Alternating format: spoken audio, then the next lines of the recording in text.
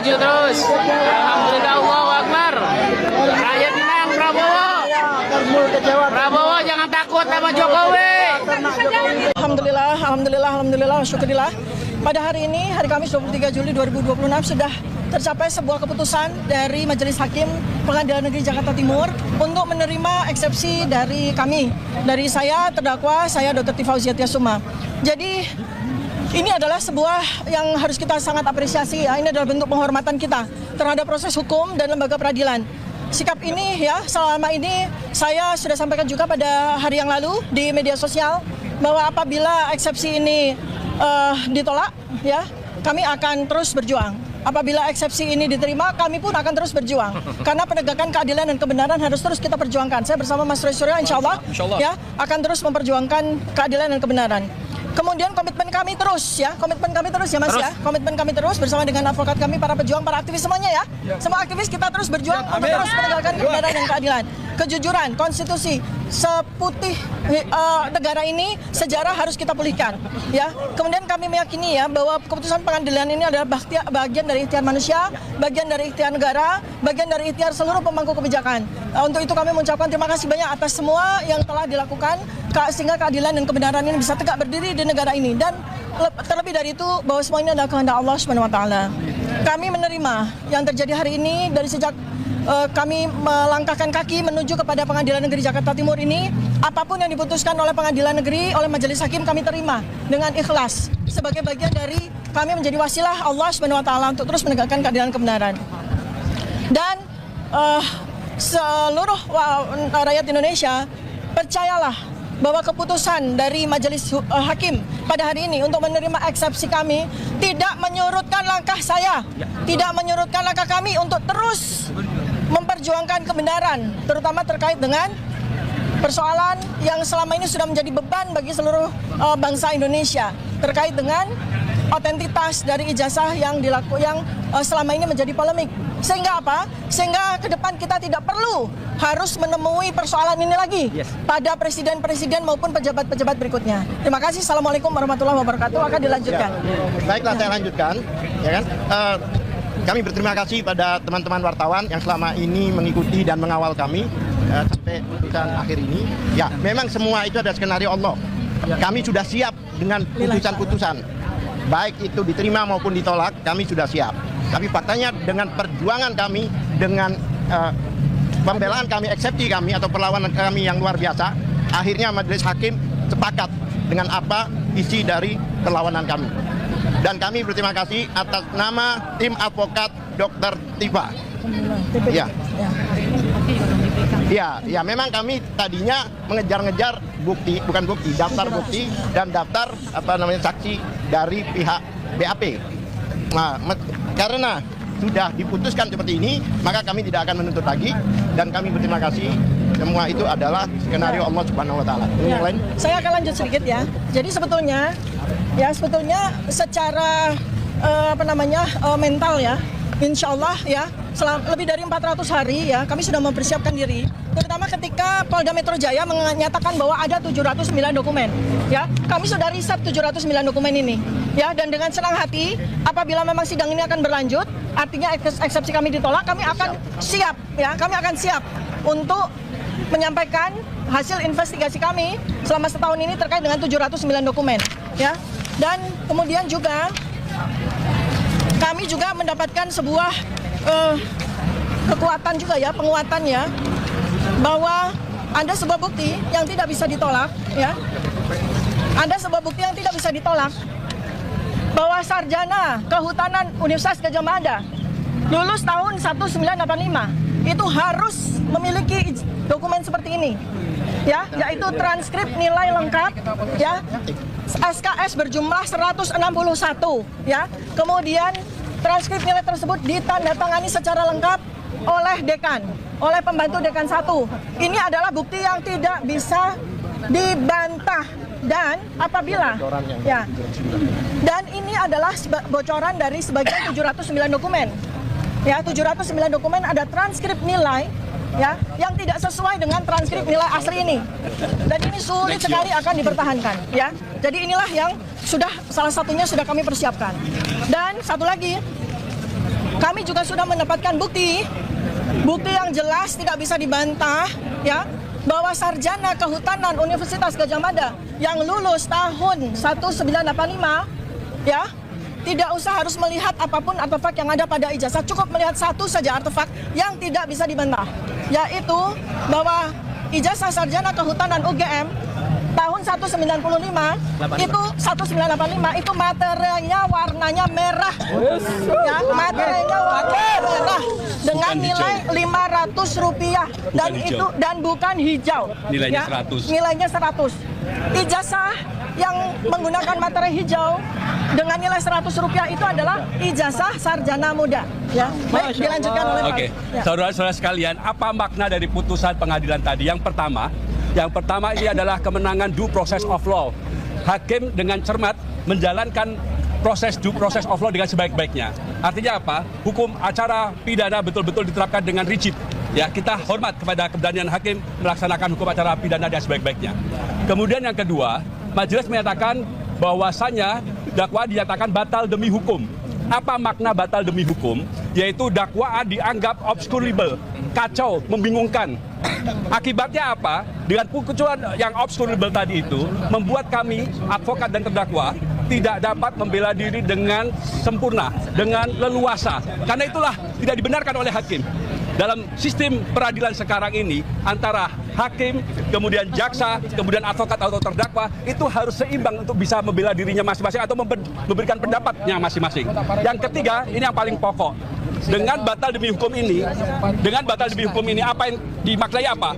Bahwa perkara ini tidak layak dipersidangkan. Ini bukan perkara pidana. Mau dibuat apapun pasti akan membingungkan kalau dibuat pidana. Bayangkan saja bagaimana kita tidak bingung. Adanya suatu wawancara dengan Aiman Wicaksono yang itu hanya dilakukan dalam bentuk pemusatan atau fokus pada foto, ya, itu dikatakan perbuatan pidana mengubah, merusak. Bagaimana? Ijazah yang otentik. Bagaimana? Yang berikutnya, Jokowi belum pernah menyatakan itulah ijazahnya dia. Bagaimana dia mengatakan itu merubah begitu loh. Jadi apapun dia, choice of forum atau pilihan forumnya ke pengadilan sangat tidak tepat. Karena itulah kami melawan. Bukan kami tidak berani, tapi karena ini bukan forumnya. Forumnya apa? Harus di forum ilmiah. Jokowi harus berani untuk bersaksi di forum ilmiah.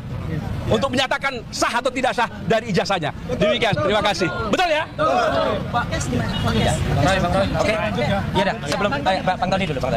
Layar-layarnya dulu. Oke, kami ingin menyatakan bahwa Jokowi bukan sarjana.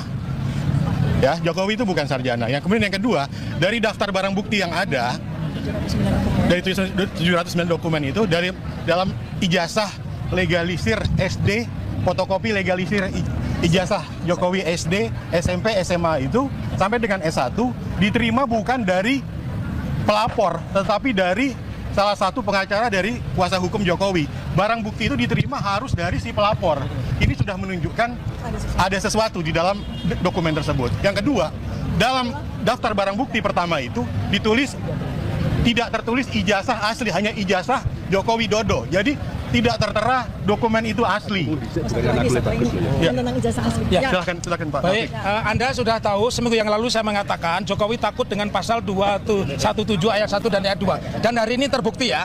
Karena pasal itu seperti tadi saya menjelaskan, menambahkan kami, KUHP dan KUHP baru ini menganut adversarial. Jadi perdebatannya itu antara penasihat hukum dengan jaksa, bukan hakim. Hakim pasif, hakim hanya mengadili apa perjuangan, apa perlawanan. Dan tadi salah satu pertimbangan kami tidak bisa menggabungkan delik yang sudah hapus dengan lahirnya Undang-Undang Nomor 1 Tahun 2023 dan KUHP Nomor 20 Tahun 2025. Jadi terang kepada kita, seperti seminggu yang lalu saya mengatakan 162.000% Jokowi tidak hadir. Karena di pasal 217 seorang pelapor, seorang saksi itu harus hadir dan tidak dibatasi harus sekali.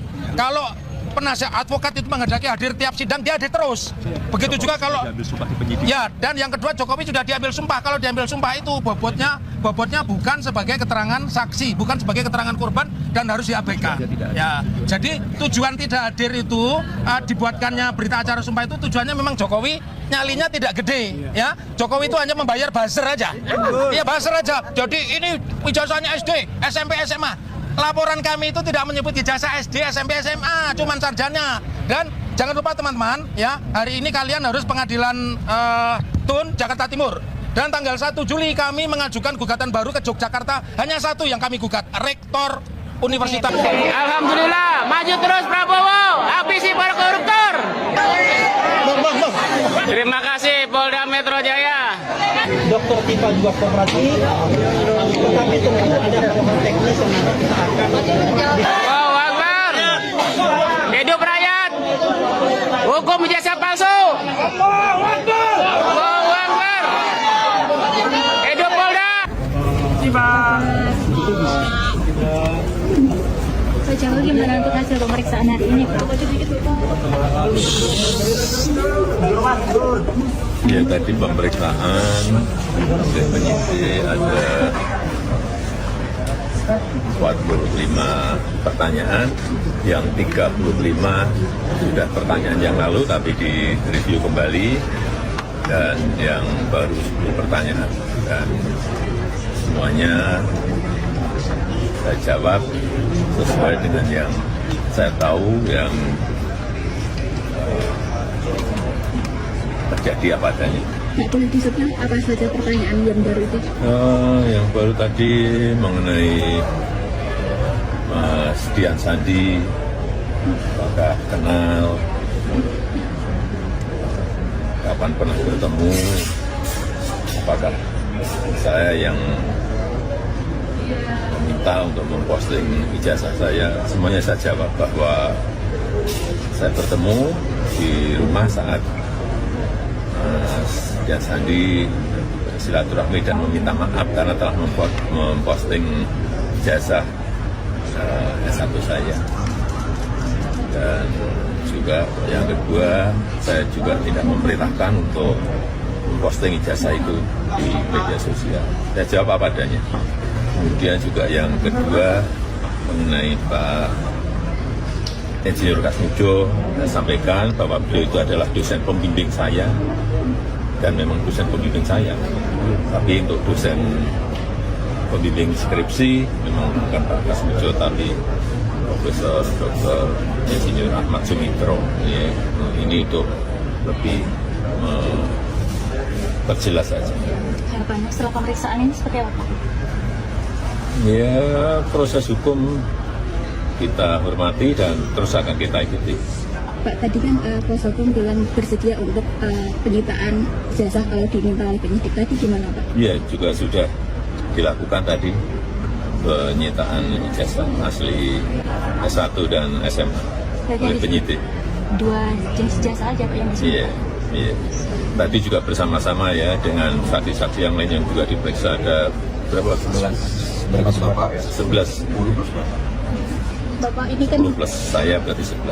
Bapak izin Pak, ini kan naik ke penyidikan, gimana Pak perkembangan hukumnya untuk tersangka? Kita ikuti seluruh proses hukum, kita hormati seluruh proses hukum yang ada, kan sampai nanti di pengadilan kita lihat ya. Yang sudah tersangka itu Pak, sudah sesuai dengan aduannya dengan Pak? Silahkan yang berikutnya ditanyakan ke kuasa hukum. Kuasa hukum ya, Anda ya. Dan kawan-kawan. Permisi. Terima kasih.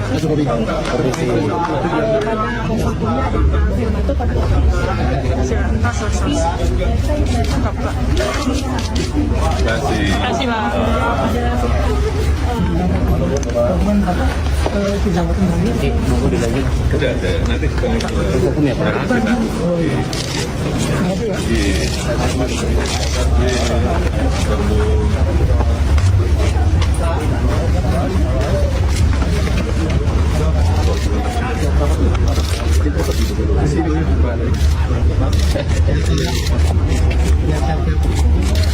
Baik, terima kasih Pak. Ada Bapak. Sampaikan bahwa tidak ada kewajiban Pak Jokowi untuk menunjukkan. Itu pertama. Dan kedua, ini presiden yang sangat buruk. Jika ini dilakukan terus, orang dengan tidak ada legal standing menyatakan, oke, tolong tunjukkan, tanpa ada alat bukti yang sah. Kenapa saya bilang tidak ada alat bukti yang sah? Secara substansi, Mbak Elvira, perkara ini sudah selesai ketika UGM menyatakan bahwa betul, itu adalah alumni saya. Yang mana ijazah berarti jelas, clear. Yang kedua, secara hukum, itu secara substansi. Secara hukum, ketika di penyelidikan itu, di mana Pak Jokowi dilaporkan penyelidikannya dihentikan, itu sudah clear, menyatakan tidak ada pemalsuan. Sehingga karena itu sudah dihentikan, karena tidak ada pemalsuan, yang artinya ijazahnya asli. Oleh karena dasar itu, kami melaporkan, Pak Jokowi melaporkan karena ada orang yang terus-menerus setiap hari sampai sudah tersangka pun masih mengulangi terus setiap hari. Masyarakat Indonesia dan dunia bisa menyaksikan terus diulang. Oleh karena itu bagaimana untuk ini dihentikan? Ya, halo teman-teman, selamat datang di saluran Dewa Politik, wadah edukasi dan analisis kritis atas dinamika hukum sosial dan politik di tanah air. Sobat politik yang terhormat, belakangan ini perhatian publik kembali tersedot oleh perkembangan isu peradilan serta polemik keabsahan dokumen akademis pejabat negara yang tak kunjung usai. Dinamika ini memicu keberadaan tanggapan spekulasi hingga pro kontra di tengah masyarakat luas. Pada kesempatan kali ini, Dewa Politik akan mengulas fenomena tersebut secara berimbang, berbasis argumentasi hukum yang rasional, serta menyoroti pentingnya transparansi dalam menjaga marwah supremasi hukum di Indonesia. Dalam ranah hukum pidana dan tata negara, kepastian hukum adalah fondasi utama. Ketika sebuah tuduhan atau polemik tokoh nasional maupun mantan pejabat negara, maka mekanisme pengadilan dan verifikasi faktual adalah satu-satunya jalan keluar yang sah. Secara teoritis, penyelesaian atas kecurigaan publik sejati memerlukan transparansi mutlak. Pembuktian dokumen yang dibuka secara terang di hadapan majelis hakim dan publik bukan hanya sekedar proses administratif, melainkan bentuk pertanggungjawaban moral dan hukum guna mengakhiri segala bentuk spekulasi ataupun komplikasi politik. Di sisi lain, masyarakat juga patut mengapresiasi setiap keputusan peradilan yang mematuhi asas due process of the law, yakni penegakan hukum yang sesuai dengan tata cara dan aturan acara pidana yang berlaku, tanpa intervensi kekuasaan manapun atau tekanan publik. Sobat semua politik, di tengah masa transisi dan kepemimpinan pemerintahan yang baru, tantangan terbesar bangsa ini adalah memastikan bahwa hukum tetap ditempatkan sebagai panglima tertinggi atau supremasi of law. Institusi penegakan hukum baik kepolisian, kejaksaan maupun kehakiman dituntut untuk bekerja secara independen, profesional dan objektif. Kita tentu berharap agar penegakan hukum di negeri ini bebas dari tarik-menarik kepentingan politik masa lalu maupun kompromi kekuasaan.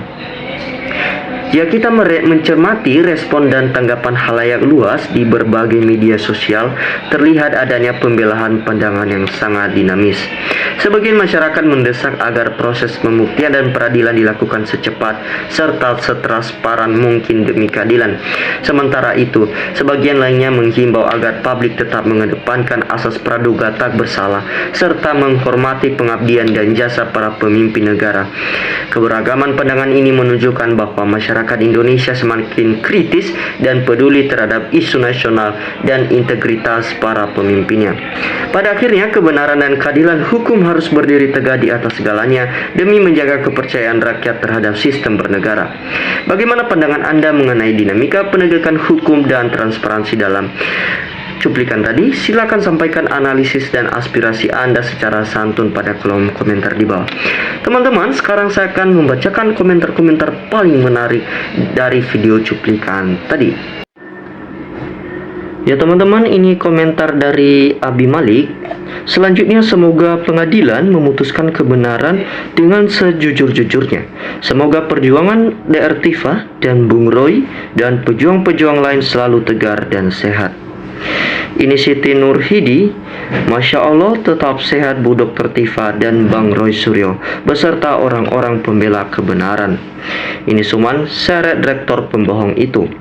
Ini Piu, tangkap tikus gorong-gorong dan termu-termu gila. Uang membela yang salah, tangkap semua. Ini Xiaomi, alhamdulillah Bunda maju terus, Bunda sehat selalu, Allah pasti melindungi orang-orang baik. Ini Suman, ingat, Allah tidak tinggal diam dan tidak tidur. Ini Pak Jolur, maju terus advokat yang memperjuangkan kejujuran. Mantap Bu Tifa, rakyat butuh kejujuran. Ini Sari Nurbulan, alhamdulillah Allah selalu melindunginya, Allah Akbar. Ini Ngatira, adili dan hukum Joko Widodo sesuai prosedur hukum. Ini Handro, saudaraku terus berjuang, jangan takut, Allah SWA bersamamu. Ini Muhammad, mimpi kayaknya kalau sampai Jokowi hadir di persidangan. Ini Jati Baru, buta jaksa dan menteri dan semua guru, dosen, semua polisi dan TNI nggak bisa melihat jejak itu, buta semua. Ini Sarnia, optimis Dr. Tifa dan Roy Suryo.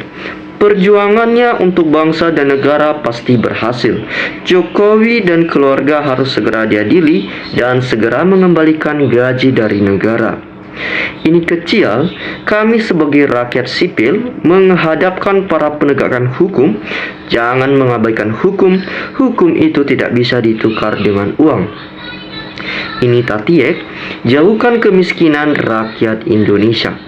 Ini Dadan, semoga Dr. Tifa Risuryo dan pengacaranya semoga dilindungi oleh Allah SWT, amin.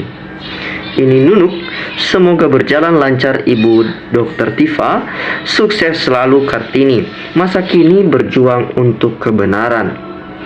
Ini Aan, maju terus pantang mundur Dr. Tifa dan Roy Suryo, dan pejuang-pejuang kebenaran UUD tegakkan lagi.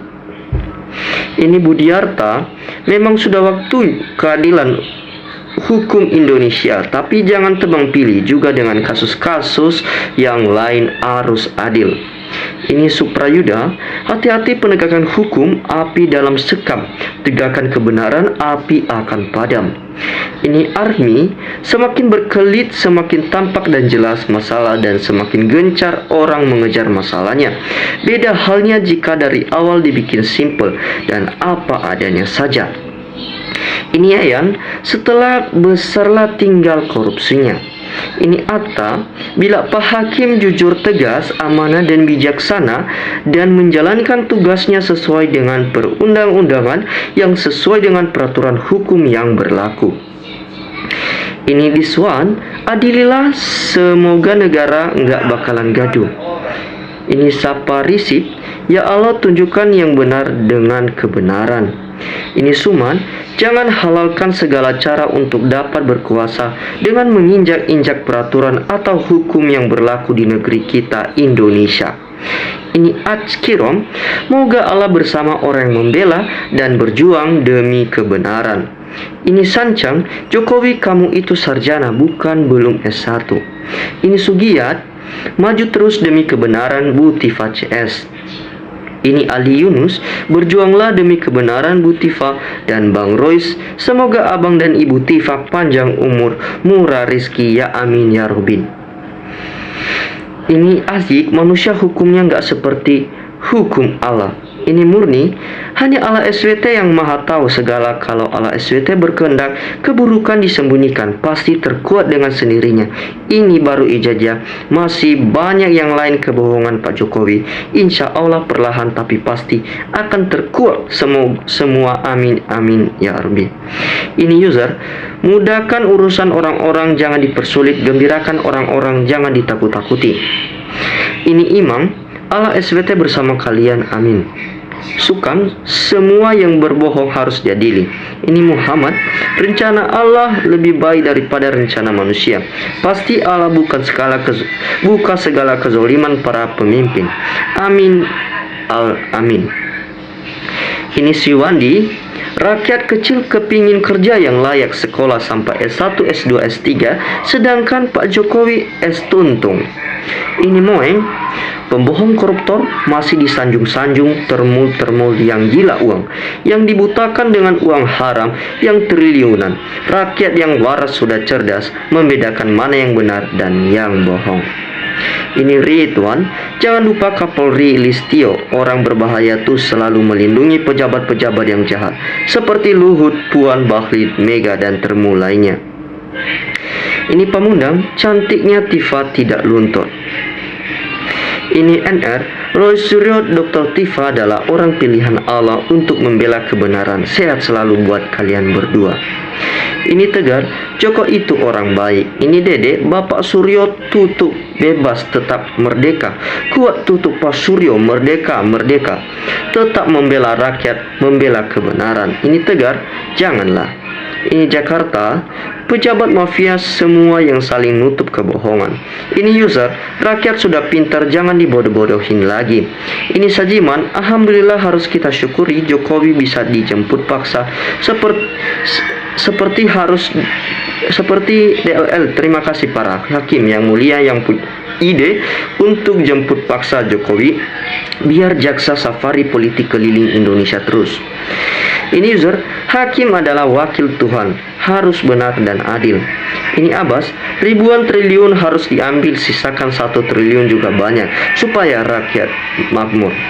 Ini Suman, Kartini masa kini tidak takut rekayasa jaksa dan penjara. Teruslah berjuang Bu Dokter dan kawan-kawan dan PH-nya. Ini Nung, astagfirullahalazim. Ya Allah, Engkau maha mendengar, maha tahu segalanya, dan maha pemaaf, lagi maha pengampun. Lindungilah hambamu yang berbuat salah, angkatlah derajatnya hambamu yang dalam keadaan dihujat, dibuka aibnya, dan dipandang rendah remeh. Sesungguhnya Allah maha pengasih dan penyayang, lagi maha mulia. Ini Dewi Cahyo, pengacara nggak takut karma, Allah tidak tidur. Ini Edi Haris, apapun yang bilang pembohong, rakyat sudah nggak percaya, apalagi termul-termul dan disiapkan untuk jadi pembohong, makanya pengacara pembohong mundur. Ini Afleti, harus ada orang-orang cerdas yang berani berjuang demi kebenaran, jangan lagi mengelak hakim si Wiwi itu. Sudah banyak masalah menipu rakyat Indo, aparat hukum, jangan takut cuma 1 orang ini, tangkap hukum mati lebih adil daripada nanti dia dibiarkan melenggang bebas. Ini Muhammadan, kita bela orang-orang negarawan yang tidak suka negara kita. Ini hancur oleh pengkhianat-pengkhianat yang tidak mengindahkan hukum, yang ada korupsi dan pemalsuan ijazah. Ini Toing, mana ada korban jadi tersangka, hayalan gerombolan Roy Panci memang selalu menghayal.